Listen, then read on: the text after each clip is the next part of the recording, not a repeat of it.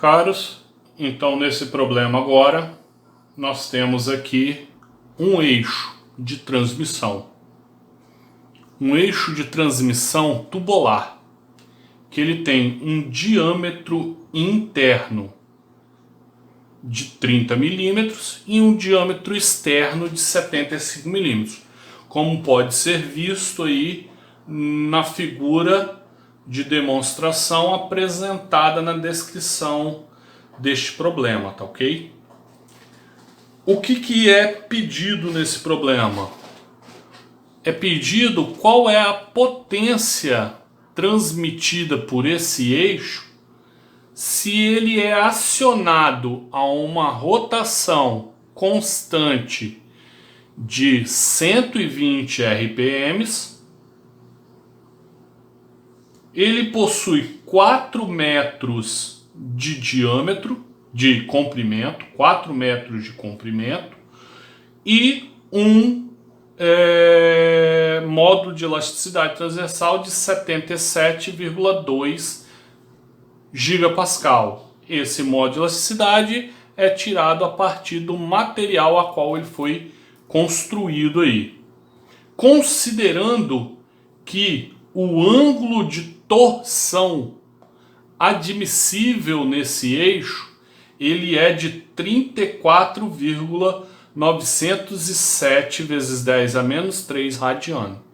Como eu falei para vocês, eu não concordo com esse ângulo de torção em graus, tá ok? Ele para mim é uma unidade adimensional, então eu já converti ele aqui para radiano, tá ok? Sendo assim, qual é a potência que está sendo transmitida nesse eixo? Então, ao manipularmos, nós precisamos entender que a potência, ela nada mais é do que um trabalho em um determinado tempo. Trabalho realizado em um determinado tempo. Nessa condição, então, eu tenho que trabalho também é o torque. Em unidades, trabalho é Newton-metro. Torque é Newton-metro.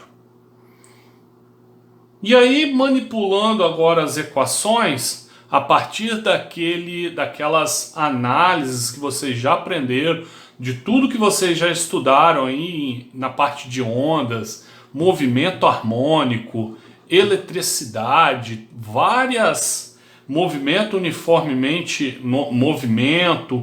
várias opções aí, nós podemos também trabalhar com o tempo aí, uma velocidade, porque se nós analisarmos o potência como trabalho sobre o tempo, nós temos aqui a velocidade angular, que é uma quantidade de radianos que é percorrido em um determinado tempo, em uma velocidade. Então, nós podemos falar que o torque vezes a velocidade angular também é potência. Lembrando que velocidade angular é 2π frequência, então eu sei que a frequência é rotação dividido por 60, então eu sei então que potência eu posso trabalhar a partir dessas três equações, e chegar na equação onde eu tenho que potência é o momento torsor vezes a rotação vezes 2π dividido por 60. Simplificando o 2 por 60, então eu tenho sobre 30. Então eu sei que a potência é o momento torsor vezes a rotação vezes π dividido por 30.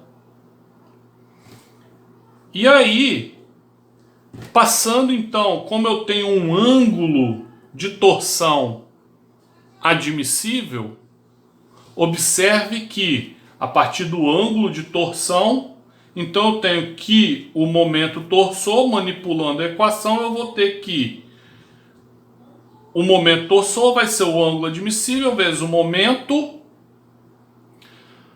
o módulo de elasticidade transversal vezes o momento polar de inércia do eixo dividido pelo comprimento.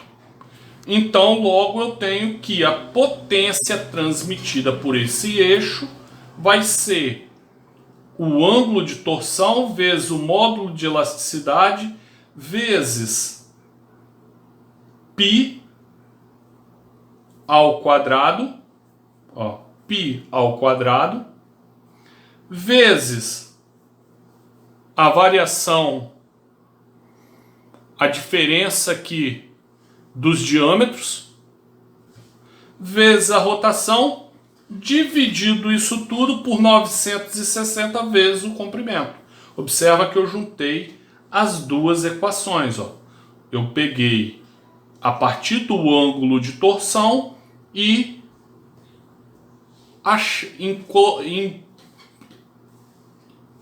apliquei o momento torsor a partir do ângulo de torção dentro da fórmula da potência.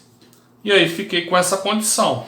Resolvendo essa equação, eu cheguei a uma potência de 25.625,885 watts. Lembrando que o watts é 1 watt é 1 newton metro por segundo.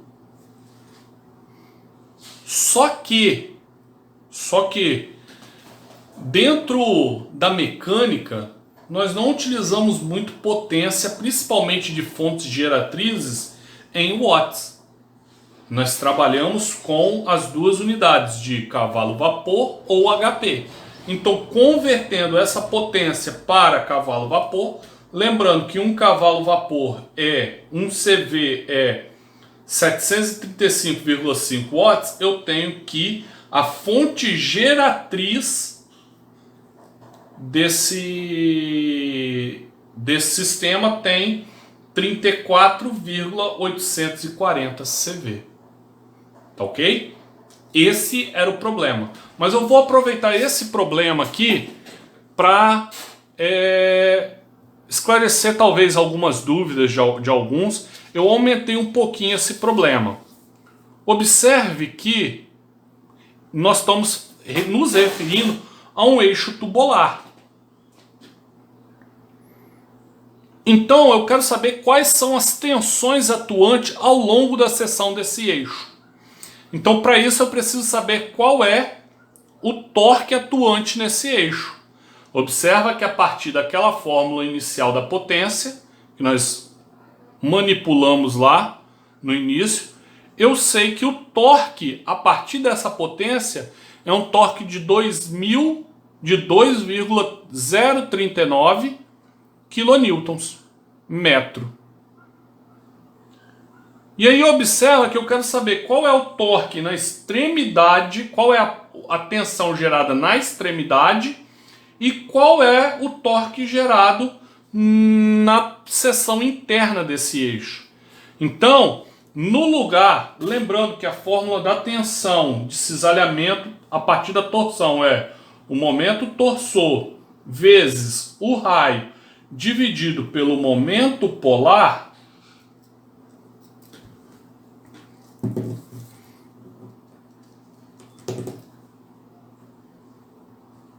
Observe que essa grandeza aqui, o momento polar, ele é constante. E o torque, ele também é constante. Mas como que eu tenho essa variação? Essa variação é devido ao ponto de análise que eu estou aplicando a fórmula. Esse raio aqui, é o que faz a variação ao longo da seção. Então esse raio aqui da fórmula, ele provoca essa variação da intensidade. No centro, se fosse um eixo maciço, tendendo a zero, e indo ao máximo no maior diâmetro, na maior seção desse corpo, na parte externa. Então, na periferia desse corpo, sujeito à torção, é onde eu tenho a maior tensão. Observe então que eu calculei aqui, ó, no diâmetro externo e no diâmetro interno. Aqui eu usei o raio para ficar mais fácil, tá ok? Para acelerar o processo. Não gosto de trabalhar com raio, prefiro trabalhar com diâmetro. Mas calculei, não dá diferença nenhuma, tá ok? Então,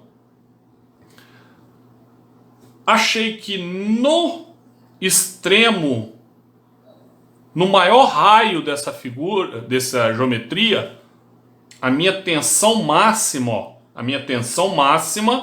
é de 25,262 megapascal. Enquanto na parte interna desse tubo, ela é de 10 megas. Observe que esse diagrama, essa distribuição de tensão desenhada aqui, ela não tende a zero. Por quê? Porque como é um eixo tubular, nessa seção interna aqui, ó, nessa região, eu não tenho material. Se eu não tenho material, não tem tensão. Porque tensão é algo interno ao corpo. Se eu não tenho material, não tem tensão. Então observe que se fosse um eixo maciço, esse diagrama tenderia a vir até o núcleo desse eixo, tendendo a zero. Como ele não tem material no núcleo, ele não tem tensão. E se fosse um núcleo de um material diferente,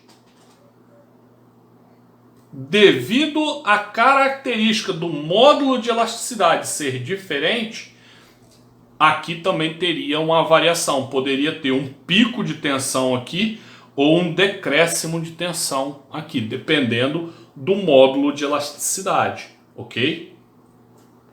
Faremos um exercício aí, um exemplo para ficar claro sobre isso aí, tá ok? Então observa que essa distribuição que nós vemos aqui, nós temos uma tensão máxima e uma tensão mínima. Quem é essa tensão máxima? A tensão média no diâmetro externo. Quem é a tensão mínima? A tensão média no diâmetro interno. E um outro detalhe que eu queria ressaltar aqui, observa que eu coloquei um sentido no momento torsor. Como é uma fonte geratriz, normalmente as fontes geratrizes têm uma rotação anti-horária. Podemos ter fontes geratrizes com sistemas de inversão, onde eu tenho tanto no sentido horário quanto no sentido anti-horário, mas a grande maioria das fontes geratrizes sempre giram no sentido anti-horário. Por isso que eu adotei o momento torsor no sentido anti-horário. E aí observa que a distribuição de tensão aqui segue a indicação do momento. Tá ok? Fique atentos a esse ponto aí. Tudo bem? Um grande abraço. Qualquer dúvida, coloque lá no nosso fórum de discussão, que eu tento o mais breve possível aí esclarecer suas dúvidas. E um grande abraço, bons estudos e até a próxima. Um grande abraço.